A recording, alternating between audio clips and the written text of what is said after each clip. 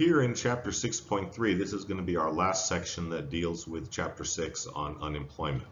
So let's go ahead and get to it. First of all, we want to talk about some history here. Back in 1946, the U.S. government committed itself to pursuing a goal of maximum employment in the United States by passing a law called the Employment Act of 1946. What this did was it committed the U.S. to doing everything at a governmental level that it could to maximize employment. This is also referred to as full employment. So maximum employment and full employment mean the same thing, which also means the lowest rate of unemployment compatible with a couple other things.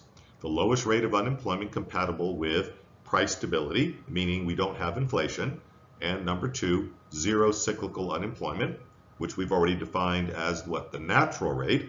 So the full employment rate should be the same thing as the natural unemployment rate. Both of those terms ultimately mean the same thing. Remember, seasonal, frictional, and structural unemployment may still exist. So now we start to recognize that zero is not going to be the goal. It is in some people's minds, but not in economists' minds, because once you recognize those issues of seasonal, frictional, and structural unemployment, you realize there's no way to hit zero. The best you could hope for in a well-functioning economy is somewhere between 4 and 6%. Right now, our unemployment rate is pretty good. We're down below 5%, and that's a really excellent place for the United States to be. We're pretty much at full employment, even though we don't have zero unemployment. Anybody who has job skills, and there's employers out there looking for those job skills, that person will find a job if they make a diligent job search. Structural unemployed people will have to get some kind of retraining or relocate to a new area that uses those skills, but ultimately that will also take its natural course. And so we recognize that even though we have some unemployment, we're considering the U.S. economy to be at full employment at this time. Now, how do you know that you are getting close to full employment? Well, it turns out there's a couple of signals that tell you when you're getting close to full employment. For one thing, you might expect that prices start to rise as the economy approaches its production capacity. That should make pretty much common sense. Just from what we learned about supply and demand, if demand is fully up to supply and continues rising and supply can't increase any further because we're at full capacity, then people are in a position to simply raise their prices, right? So we recall this the inflationary flashpoint. The inflationary flashpoint is just some point of unemployment beyond which, if you keep getting the economy to grow even faster, you're going to start to trigger inflation. So basically, once you start getting at or below 4% unemployment, most economists say, okay, we've reached our inflationary flashpoint. Any further decline in the unemployment rate is probably going to start triggering some kind of increase in prices. So let's go back to the natural rate of unemployment. Remember, the natural rate of unemployment can be influenced partly by the size of the structural unemployment, because that was one of the categories that we consider to be natural in any economy, okay? Now, let's take a look at some reasons why the structural unemployment rate could have changed. Growing numbers of youth and women. We already know youth have a higher unemployment rate, partly due to the fact that they have relatively low skills and they're seasonal all the time, so they're constantly in and out of the labor force. That causes youth to be much higher unemployed than other groups of people. So if you have a large number of young people in your society, you would expect that unemployment rate to rise. If there are very few young people in your society, you would expect it to fall, wouldn't you? Let's bring up the issue of women. This is no longer true today. What your author is referring to is a historical issue. We talked earlier about the fact that women have entered the workforce in large numbers. If you go back before the 1960s, we had a different culture. Women generally didn't work outside the home. They mostly stayed at home and were homemakers. Starting in the 1960s with the women's liberation movement, women going back to school or going to school in larger numbers at the college level and higher, we started to see women entering the workforce. So when they first entered the workforce, you would expect that would cause more unemployment, because now we have a large group of a cohort of workers entering the workforce. That's not that's not that much different than young people when school lets out for the summer, all of a sudden flooding the labor market. So it turned out that women in the 1960s had a higher rate of unemployment. Today they actually have a lower rate of unemployment than men. So this reference your author is making was to historical time. The reason this is being brought up is look at our last statement. When changes, meaning changes to the economy, are fully absorbed, structural unemployment decreases. So women are no longer causing a structural unemployment problem. It's perfectly normal to have women in the labor force. Firms are looking to hire them, so they get together pretty easily. That's no longer a reason why there would be unemployment. Whereas in the 1960s, because it was such a radical change, it did cause unemployment. Let's take a look at the next one. Changes in transfer payments for the jobless. This is the fancy way for saying, what if we had a change in the unemployment compensation system? Now, the unemployment compensation system is a government program that pays people when they're unemployed. So, if the government changes the system and says, instead of only paying you half your salary from when you were working with unemployment checks, what if we paid you 100% of your salary? How long do you think it would take the average person to find a job?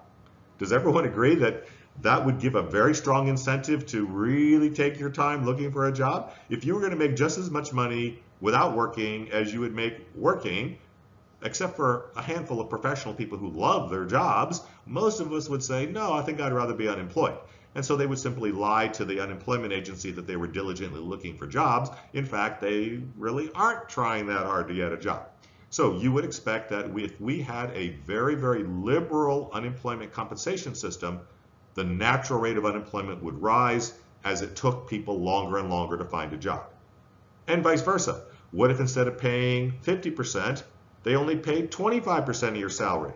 Boy, I mean, how long could you go without finding a job? You would really be hitting the bricks to find that job as quickly as you can, because with 25% of your previous working salary, you're not going to be doing very well financially. So you have to find a job soon. And you might even take a job that is below your capacity, right? Just to have one, because the unemployment compensation is so low. But you notice what would be true about the measured unemployment rate. It would drop because people are taking jobs more quickly.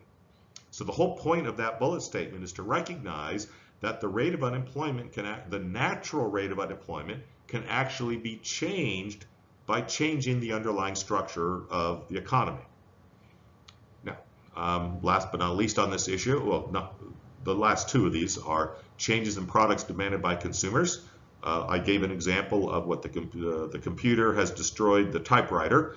The camera in your phone has destroyed the Kodak film industry. There's several different examples we could give of one new technology displacing an old technology, and the workers in the old technology who were highly skilled in their day for what they did are no longer skilled for the new economy. So we would expect that when changes happen, when consumers change their desires for different products, then we would expect that there'd be more structural unemployment. However, if there's very, very little change by consumers, then you would expect that that kind of unemployment would be relatively small. And then last but not least, changes in how and where products are made. That, of course, if we transfer the jobs overseas or whatever, you would expect the unemployment to rise. And then, of course, if the jobs are transferred into the United States, we would expect them to fall. So during periods of change, the structural unemployment increases. When changes are fully absorbed into the system and we're used to now dealing with that problem, structural unemployment would decrease. So it's important to recognize that while the natural rate of unemployment is natural, it's not written in stone. So that's why we have the word natural in quote marks. It's natural given the underlying structure of whether women are now entering the workforce for the first time, or all these other things that change the system and cause it difficulty in adjusting. Like I said, once we adjust fully and we're used to these things, then the system works better at handling them, and therefore the unemployment rate would fall. Now let's take a look at the last two slides called the decisions for tomorrow. This particular decision here is going to be focusing on the issue of, is outsourcing bad?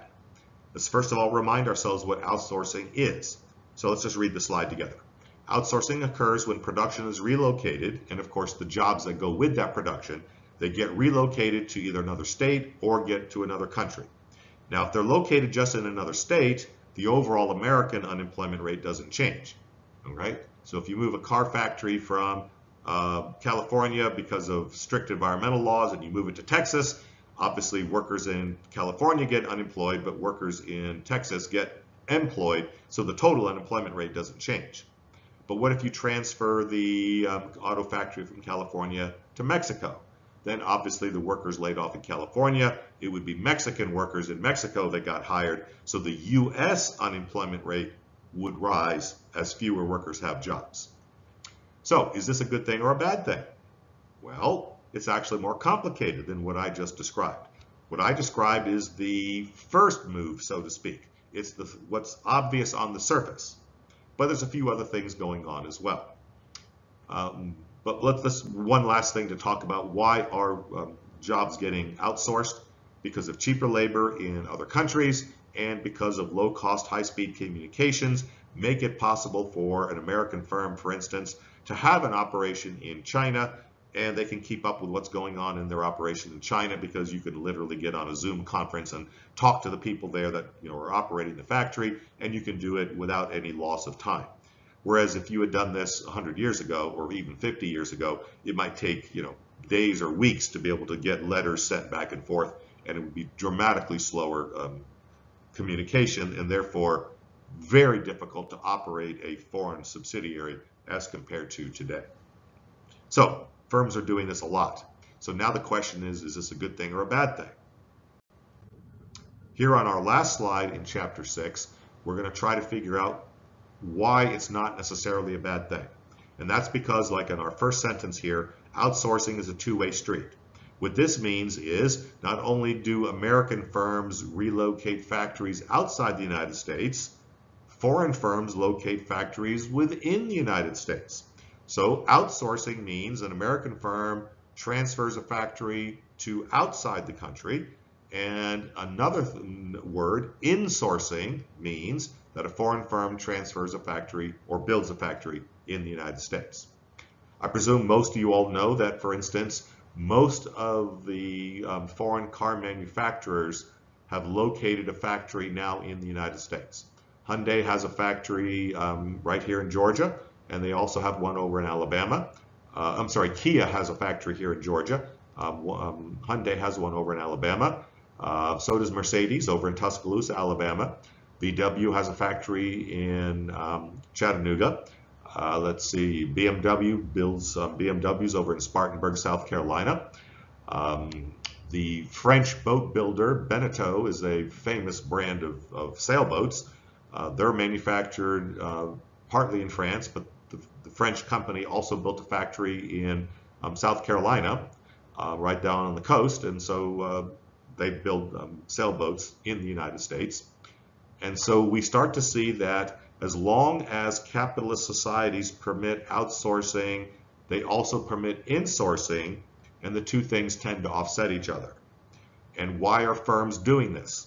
Well, clearly having American manufacturing for your cars, if you're a foreign firm, keeps you in much closer contact to your customer.